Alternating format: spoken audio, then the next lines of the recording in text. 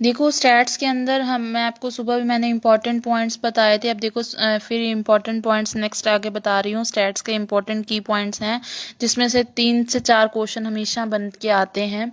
देखो first question है हमारा शाम का कि one dimensional 1D diagram are those which are have only length.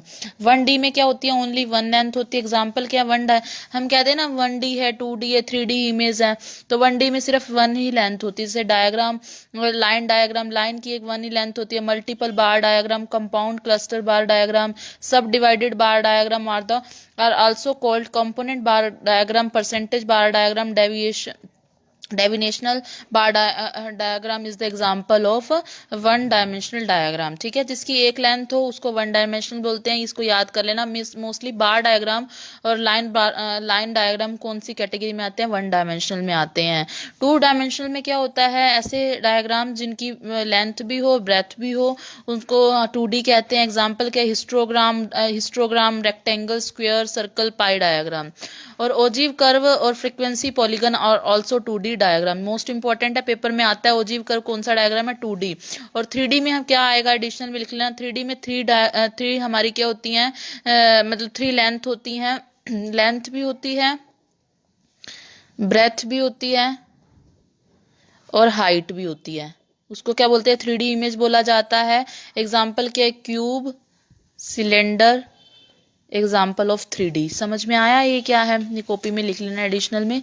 Next देखो standard derivation. Standard derivation is also known as root mean square derivation.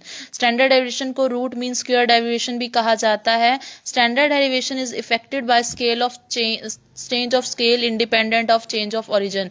याद हो तो मीन का मैंने क्या बताया था, जो मीन होता है वो स्केल से भी इफेक्टेड होता है, ओरिजिन से भी इफेक्टेड होता है। बट स्टैंडर्ड डेरिवेशन स्केल से तो इफेक्टेड होता है बट ओरिजिन से इंडिपेंडेंट होता है, मतलब चेंज ऑफ ओरिजिन से कोई इफेक्ट नहीं उसके ऊपर पड़ता। किसी चीज को पॉजिटिव स्क्यूड तब बोला जाएगा जब मीन ज्यादा है, मीडियन कम है, उससे मोड सबसे कम है। नेगेटिव स्क्यूड में क्या बोला जाएगा, मोड सबसे ज्यादा है, मीन उससे कम है, मीन सबसे मीडियन बीच वाला है और मीन सबसे कम है। बैलेंस पैटर्न कब होता है, जब मीन मीडियन मोड बराबर हो जाते हैं। ठीक है, skewness means lack of symmetry और असिमेट्रिकल डिस्ट्रीब्यूशन। स्क्यूनेस का मतलब क्या होता है, सिमेट्री मतलब आपस में समानता का अभाव है, तो स्क्यूनेस उसको बोला जाएगा। Concept of coefficient of skewness. Skewness का कॉफिशिएंट किसने दिया था, कार्ल पियर्सन ने दिया था। कॉन्फिडेंस लेवल 95% है, तो हमारे मतलब आने के चांस किसी चीज के क्या है, 1.96 प्रोबेबिलिटी किसी चीज की आने की। 99% है, 2.56 से लेके 2.58 तक हमारे आने के किसी चीज के चांसेस होते हैं, प्रोबेबिलिटी आने के चांसेस होते हैं। नेक्स्ट आता है कि curve. Since curve is a systematic coefficient of kurtosis, ये छोड़ दो, अभी आगे आएगा same. Range of distribution. Range of distribution skewness में कितना होता है, इन्फिनिटिव से लेके माइनस की इन्फिनिटिव तक होता है। बट प्रैक्टिकली मतलब ये मतलब इन्फिनिटिव होता है। रेंज क्या होता है डिस्ट्रीब्यूशन की, स्क्यूनेस के अंदर इन्फिनिटिव होती है, बट प्रैक्टिकल में 6 क्या होता है, 6 सिक्स स्टैंडर्ड डेरिवेशन क्या होता है, रेंज होती है। बस इस तरह से लर्न करना है, कुछ भी नहीं है इनका मतलब। पॉइंट ऑफ इन्फ्लेक्शन कितना होता है स्क्यूनेस के अंदर, ये सभी बात हमारी क्या है, स्क्यूनेस की बात हो रही है।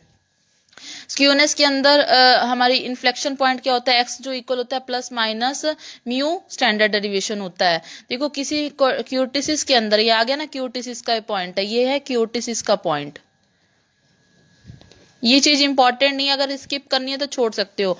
क्यूटिसिस के अंदर अगर हमारा कॉफिशिएंट क्या आ जाता है, 3 से ज्यादा आ जाए तो उसको लैप्टोक्योटिक बोला जाता है, पेपर में आता है पॉइंट ये।